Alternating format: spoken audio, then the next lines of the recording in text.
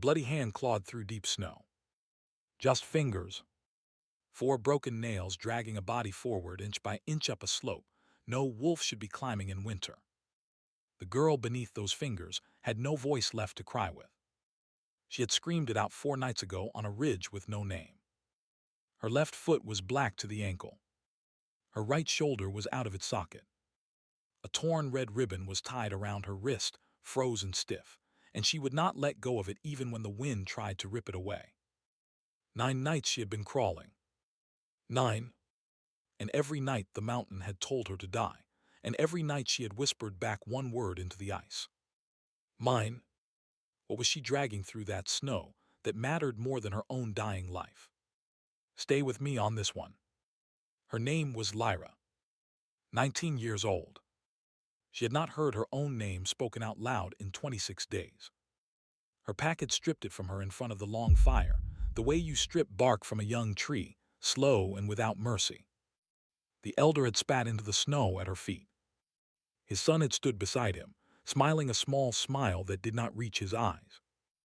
Lyra had been told to kneel. She had not knelt. That was the first crime. The second crime was the ribbon. She had stolen it from the altar in the dark of the goddess hours, when the moon was hidden and the watchers were drunk. It had been pinned to a wooden board behind the elder's chair for 19 years. She had only learned a month ago that the ribbon belonged to her mother. That her mother had not run off with a traveling singer, the way they all said. That her mother had been killed for it. For carrying it. For wearing it on her wrist the night she came down out of the Bone Ridge alone, swollen with a child no one in that pack wanted. Lyra had pulled the ribbon free and pressed it to her mouth, and she had tasted 19 years of dust and lies. She had tied it to her own wrist. She had walked out of the long hall, and she had not looked back. They caught her at the river. 6 men. Her cousin Doran among them, the one she used to braid clover crowns with when they were both small enough to hide under the thrashing tables. Doran did not meet her eyes. He held her down while the elder's son cut her hair off in a single long stroke, and then took something from her that the cold would never give back. He whispered a thing in her ear that she did not repeat to herself, not once, not in 9 nights. The other 4 laughed. One of them, a man named Bryn, who had once carried her on his shoulders at a harvest fair when she was 7 years old, laughed loudest. He laughed while the elder's son pinned her wrist to the riverbank and pressed the flat of a hot iron against the skin behind her ear. The scent mark of her pack. He held it there until it was gone. That was how a wolf became no one. Then they dragged her up the south slope and they left her there. No coat. No boots. No knife. They told the watchers she had run. They told the elder she had begged forgiveness and slunk off into the trees. They told themselves whatever they needed to tell themselves to sleep that night. Bryn was the last to leave. He stood over her for a long minute. She thought for one foolish breath that he was going to cover her. He did not. He spat on the snow beside her face, and he walked down the slope and did not look back. But Lyra did not die on the south slope. Lyra started crawling north. Because there was one name left in the world that her mother had taught her to whisper. One gate. One king who owed her bloodline, a debt older than the elder's beard. And the only proof she had of any of it was the red ribbon frozen to her wrist. So she crawled. Through pine and snow and across 2 frozen creeks where the ice gave under her, and she went under and came back up because something inside her would not let her sink. On the 7th night, she stopped being able to feel her left hand. On the 8th night, her vision went silver at the edges and stayed that way. She heard her mother's voice that night, very clear, very close, the way you sometimes hear a thing in your ear in the moment between sleep and waking. Her mother said one sentence. Get up, little wolf. Lyra got up. She walked on her knees for half a mile before the snow took her down again. On the 9th dawn, she came out of the tree line at the head of the pass, and she saw the black walls of Stoneville rising out of the mist, and she saw the iron gate, and she fell forward, and she did not get up again. The gate guards saw her at first light. They thought she was a wolf carcass. Then she moved. Captain Wren was a hard man with a soft mouth and twin daughters waiting for him at home. He had seen a lot of things crawl out of the Bone Ridge in his 14 winters at the gate. Spies, beggars, once a bear with a spear in its side. He had never seen a girl. He whistled twice, sharp, and the inner watch came down off the wall. They put a pole under her arms because no one wanted to touch her with bare hands. Her scent was wrong. That was the word Wren used when he made his report later. Wrong, like the scent had been scraped off her with a stone. Like she was a blank page in the shape of a girl. The two younger wolves with him bristled and pulled their lips back. One of them, a boy named Tobin, growled low in his throat and would not stop until Wren cuffed him on the back of the head. They dragged her through the outer ward. Servants stopped to stare. A laundry woman dropped a basket of sheets in the snow. A small boy with a wooden sword pointed and said something his mother slapped out of his mouth. Lyra did not see any of it. Her eyes were open, but they were not seeing. Her lips were moving, and Wren bent close to hear what she was saying because a dying prisoner with a message is a kind of message in itself. She was saying one word, over and over, the same word she had whispered for 9 nights into the ice. Mine. Wren straightened up. He looked at the ribbon on her wrist. He had seen that ribbon before, a long time ago, in a painting in the king's hall. He did not say so to the young wolves. He said only, take her to the lower hall. Bind her wrists. Send for the king. Then he stood in the snow for a long moment and watched her go, and he found that his hands were shaking, and he did not entirely know why. The lower hall of Stoneville was a long room of black stone with iron rings in the floor. It smelled of old smoke and older blood. They set her down on the flagstones near the central fire because Wren, against orders, would not let them put her on the cold side of the room. He told the young wolves she would die before the king arrived if they did, and a dead prisoner could not be questioned. He believed half of what he was saying. Cale came in alone. He was a tall man in a black wool coat with no crown and no guard. The wolves in the hall dropped their heads when he passed and did not raise them again. He walked to the fire. He looked down at the bundle of frozen rags and broken bones on the floor. He did not speak for a long time. Then he knelt. The young wolves made a small noise of surprise because the king did not kneel, not for anyone, not even the council. Cale ignored them. He put 2 fingers under the girl's jaw and tilted her face toward the firelight.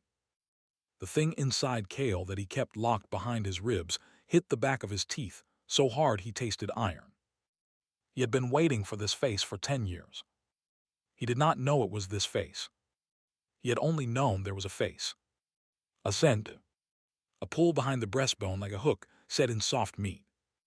The moon goddess had told him, on the night of his coronation when he was 19 and afraid, that she had set aside a mate for him. That he would know her by the silence in his beast when he found her. That she would come to him broken, and he was not to turn her away. He had spent 10 years waiting and not waiting. He had buried 2 brothers and 1 cousin. He had signed 3 trade pacts. He had agreed last spring to a political marriage with the daughter of the Ironville Alpha because his council had told him the kingdom could not hold without it. The wedding was in 11 days. His beast, the thing he had quieted for a decade with iron will and long hunts, sat up inside his chest now and went very still. The way a wolf goes still when it hears its name spoken from across a valley. Mine, the beast said. And Cale, kneeling on the flagstones of his own lower hall, said it out loud before he could stop himself. The young wolves heard him. Wren heard him. No one moved. Cale unwrapped the ribbon from her wrist with hands that were not quite steady. He held it up to the firelight. The red had gone almost black with old blood and frost, but there was a small silver thread woven through it, and a single rune stitched at the end. The rune was a moon split by an arrow. The mark of the House of Vale. The house that had vanished from the Bone Ridge 20 years ago. The house that, according to every record in his kingdom, had no living blood left. Cale closed his fist around the ribbon. He said very softly to no one in particular, "Get the healer. Get her now." Then he said, "Clear the hall." The young wolves went. Ren lingered at the door because Ren was old enough to know when a king needed a witness and when he needed a wall. Kale looked up. Ren stepped outside and closed the iron door behind him and put his back to it. Inside, Kale lifted the girl off the stone like she weighed nothing. She did weigh nothing. He could feel each rib through the rags. He could feel the heat going out of her like water out of a cracked cup. He carried her past the fire and through the small door behind the king's chair, the one that led to his own rooms, the one no one but him had passed through in 10 years. He laid her on his own bed. He covered her with his own coat. He sat down beside her and he put his hand flat over her heart to feel for the beat. And the beat was there, but the beat was thin. And Kale, who had not prayed in a decade, prayed. A long while later the healer came. She was an old woman named Mara with hands like roots. She took one look at Lyra and said 3 short words Kale did not want to hear. She said them anyway. Then she set to work. Lyra woke at moonrise. She did not know where she was. She knew only that she was warm, and that warmth in her experience was a trick. She tried to sit up and a hand pressed her, very gently, back down. She opened her eyes.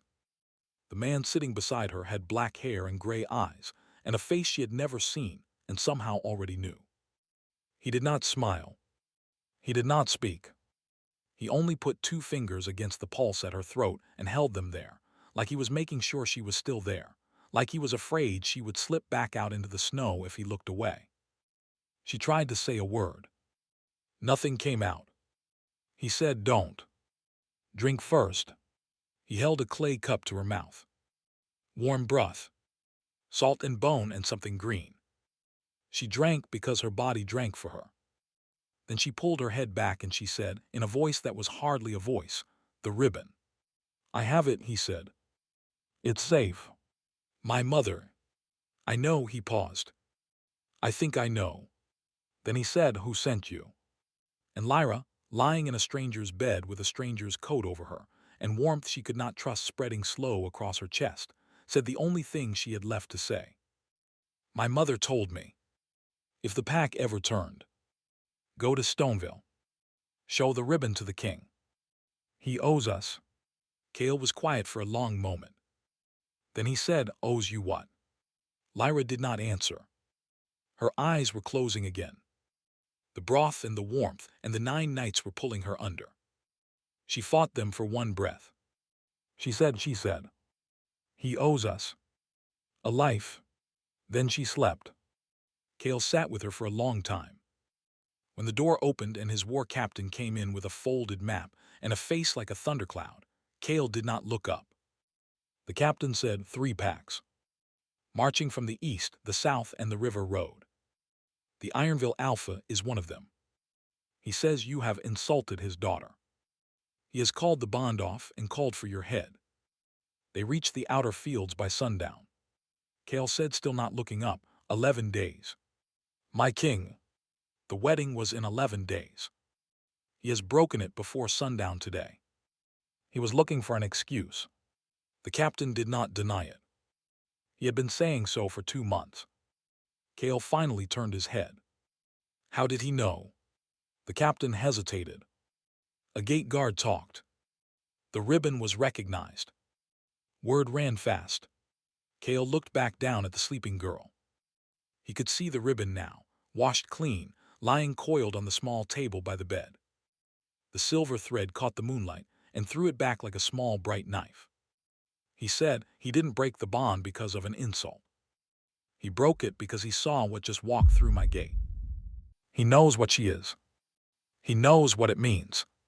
The captain said very carefully, and what does it mean, my king? If you're still with me, hit that subscribe button. Kale stood up. He was a tall man. In the small room he was taller. He said, it means the House of Vale is not dead. It means the old promise stands. It means the moon goddess gave me back what was taken 20 years ago, and the Ironville Alpha would rather see her dead in my hall than alive at my side. He walked to the door. He stopped with his hand on the iron. "Wake the council. Bring me the war horn. Tell every man on the wall that the wedding is off and the war is on, and the next wolf who lays a hand on the girl in this room dies by my hand before he hits the floor." The captain bowed and went. Cale did not go with him. Not yet. He went back to the bed. He sat down again. He took Lyra's frostbitten hand in his, and he held it the way you hold something you have spent 10 years looking for and have only just learned the name of. Outside the walls of Stoneville, 3 packs were closing on the outer fields. The eastern host had archers and a grudge. The southern host had pikes and silver. The river host, the Ironville host, had 400 wolves and an alpha who had spent 2 years convincing himself that marrying his daughter into Stoneville was the same thing as owning it. None of them knew that the king they were coming to break had not slept in 2 nights and was sitting in a small stone room with his hand wrapped around the wrist of a 19-year-old girl who had crawled 9 nights through the bone ridge to deliver herself to his gate. None of them knew that the beast in his chest had woken up. The horns went up on the walls at sundown. Lyra woke to the sound. 3 long notes, low, the kind of sound you feel in your teeth before you hear it in your ear. She was alone in the room. The coat was still over her. The ribbon was on the table. A clay cup of broth sat warm beside the ribbon. The window was open 1 finger width, and the cold air smelled of pine smoke and oil, and the iron of drawn blades. She got out of the bed. Her left foot would not hold her. She crawled to the window. She pulled herself up on the sill. She looked out. Below her in the outer ward, men were forming lines. Torches were going up on the wall. A great black banner was being unrolled. The banner had a moon split by an arrow on it. The mark of the House of Vale. Lyra had only ever seen that mark once in her life, on the inside of her mother's wrist, 2 hours before her mother died. The king was standing in the middle of the courtyard. He was not looking at the gate. He was looking up. At her window. At her. He saw her see him. He did not smile. He raised one hand, slowly, palm out. A promise. A vow. A line drawn in the snow between her and everything that wanted her dead. Then he turned and he walked toward the gate, and the gate began to open. Lyra leaned her forehead against the cold glass. The ribbon was a small red line on the table behind her. Her mother's voice was a small thin thread inside her head, 20 years old and still humming. He owes us a life. For the first time in 9 nights, she let herself close her eyes without the fear of not opening them again. The first arrows hit the outer wall as the moon came up. The eastern host broke against the gate at full dark. They had not expected the king himself to be in the front line. They had not expected him to fight without a helmet. They had not expected the way the wolves of Stoneville moved when their alpha had a thing he had not had in 10 years. A reason. Cale cut the eastern captain down himself. He did it in 3 strokes. He did not stop to look at the body. He turned the line and drove it east, and the eastern host folded back into the trees and did not come out again that night. Wren watched it from the wall. He had served 3 kings of Stoneville, and he had never seen a man fight the way Cale fought tonight. Now here's the thing. A wolf with nothing to lose is dangerous. A wolf with something to lose is worse. Wren was quietly grateful that he was on the right side of the wall. The southern host saw it from the ridge. The southern host had pikes and silver and an old grudge, but it did not have stupid. The southern alpha called a halt and sent a rider under a white branch. The rider came in at the 3rd hour. The rider said his alpha had been misled. The rider said his alpha would return to his lands if Stoneville would forget the matter. Cale said Stoneville would forget nothing, but the dawn would not see further blood from that quarter. The rider rode out fast. That left the river host. The Ironville Alpha did not send a rider. The Ironville Alpha sent a herald with a folded cloth and a single demand. Hand over the Omega. Hand her over alive. Or Stoneville burned by morning. Cale read the demand by torchlight at the gate. He folded the cloth. He gave it back to the herald. He said, "Tell your Alpha that the Omega in my hall is not mine to give.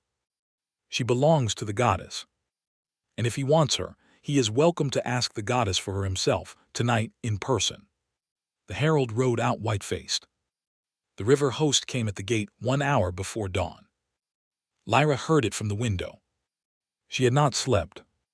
She had pulled the coat tight around her and watched the torches move on the wall like slow red fish in a black river. She heard the horn. She heard the shouting. She heard the first crash of bodies on the outer gate. Then she heard something she did not expect. She heard under all of it a song. Lo! A handful of voices on the wall, then more, then more. A song her mother used to hum when she thought no one was listening. The song of the House of Vale. A song that had not been sung in Stoneville in 20 years. The wolves on the wall were singing it as they fought. Lyra dragged herself across the floor to the table. She pulled the ribbon off it. She tied it back on her wrist with hands that worked now, slow and careful. She pulled the coat tighter. She crawled to the door. She pulled herself up by the handle. She opened the door and she went out into the corridor. A wolf was standing in the corridor. Captain Wren. He turned when he heard her. His mouth opened to send her back. Then he looked at her face and he closed his mouth and he offered her his arm. He walked her slow to the high window over the inner ward. He stood beside her so she could lean on him. He did not speak. Below them, the river host was breaking on the gate. Cale was on the wall now. He was the figure in black with no helmet. He was moving along the line, and where he moved the line held, and where he stopped the line surged. The Ironville Alpha came at the gate himself in the last hour before dawn. He was a big man with a silver collar and a red sash. He climbed the bodies of his own dead to do it. He reached the top of the gate with 2 of his sworn at his back. Cale met him there. It was not a long fight. Cale did not make it a long fight. He took the silver collar in his fist and he pulled, and the Ironville Alpha came forward off balance, and Cale's other hand went up under the red sash, and there was a sound like cloth tearing, and then there was no sound at all. The Ironville Alpha fell off the wall on the wrong side. The river host saw it. The river host stopped. Believe me, there is a moment in any fight when the line breaks. It does not break in the front. It breaks somewhere in the middle. The Ironville host broke. They ran in small, ugly bursts. The wolves of Stoneville let them go. Cale had given the order. No pursuit past the outer ditch. He was not interested in killing them. He was interested in being done. Dawn came up gray and clean. The horns on the wall went silent. The song of the House of Vale went on for a while longer, soft now, more like a prayer than a battle hymn, and then it too went silent. Cale came up the stairs to the high window. He was bleeding from a cut over his eye and another along his ribs, and he did not seem to notice either. He stopped when he saw Lyra standing there in his coat, with Wren's arm under her elbow. He stopped like a man who has run a long way and only just arrived. He said, "You should be in bed." She said, "I wanted to see." He looked out over the field. He did not look long. He looked back at her. He said, "It's done." She said, "What is?" He said, "All of it. The wedding. The war. The waiting." She did not say anything. She looked at the ribbon on her wrist. She looked at his face. She had known this face for one day, and she had known it her whole life, and she did not know what to do with either thing. He said very quietly, "You crawled 9 nights for a debt. The debt is paid. You are free of it. You can stay or you can go. I will not hold you to anything." She thought about that. She thought about it for a long time. She thought about the south slope and the river and the silver at the edges of her vision on the 8th night. She thought about her mother's voice humming the song of the House of Vale in a kitchen 20 years ago. She said, "She didn't send me here for the debt." He waited. She said, "She sent me here for you." The thing in Cale's chest, the thing he had quieted for a decade, did not roar. It settled. The way a wolf settles by a fire it has been circling for a long time. The way a hook lets go of soft meat at last. He held out his hand. He did not reach for her. He let her decide. Lyra looked at his open palm. She thought about all the hands that had held her down on the riverbank 26 days ago. She thought about her cousin Doran's face turned away. She thought about the elder's son and the small smile that did not reach his eyes. Then she let go of Wren's arm. She took one step. Her left foot held. She took another step. She put her hand in Kale's. Her fingers were thin and cold, and the nails were still broken from the snow. He closed his hand around hers, very gently, the way you close a hand around something that has crossed a mountain to get to you. Outside the gate, the gray dawn was turning slowly to gold over the Bone Ridge. The crows were coming down out of the high pines for the field. The walls of Stoneville were quiet. Somewhere on the wall, an old wolf was still humming the song of the House of Vale under his breath, the way a man hums a tune he learned from his mother a long time ago and never quite forgot. Lyra leaned her forehead against the Alpha King's shoulder. She did not cry. She had cried enough on the south slope. She only stood there in his coat in his hall, in the warmth she had decided at last to trust. The ribbon on her wrist caught the new sun and threw it back red. In the days that followed, the kingdom learned what had happened. By week's end, no wolf in Stoneville did not know the name of the girl who had crawled to the king's gate. The pack that had banished her sent a delegation on the 12th day. They sent Bryn, alone without a sword, with a face the color of old milk. He was made to wait at the gate for 6 hours. When he was let in, he was brought to the lower hall. Lyra was sitting in the king's chair. The ribbon was on her wrist. Bryn went down on his knees before he was told to. He did not look up. Lyra asked where her mother was buried. Bryn told her. A clearing 2 miles south of the village. Under a stone with no name. Lyra nodded once. She told Bryn to tell the elder that the House of Vale was awake. She told him the next time she heard the elder's son's name spoken would be the last time anyone spoke it. She told Bryn to leave the pack by the first frost and never return. Bryn went. He did not come back. On the 20th day, Lyra walked out of the gate of Stoneville on her own 2 feet. Kale walked beside her. They went down the river road on foot, and they crossed the south slope where she had been left to die, and they came at last to the clearing. They buried a new stone beside the old one. Lyra carved her mother's name into it with a small knife. When she was done, she sat for a long while with her hand on the stone. Kale waited a little distance off, with his back to a tree, looking the other way.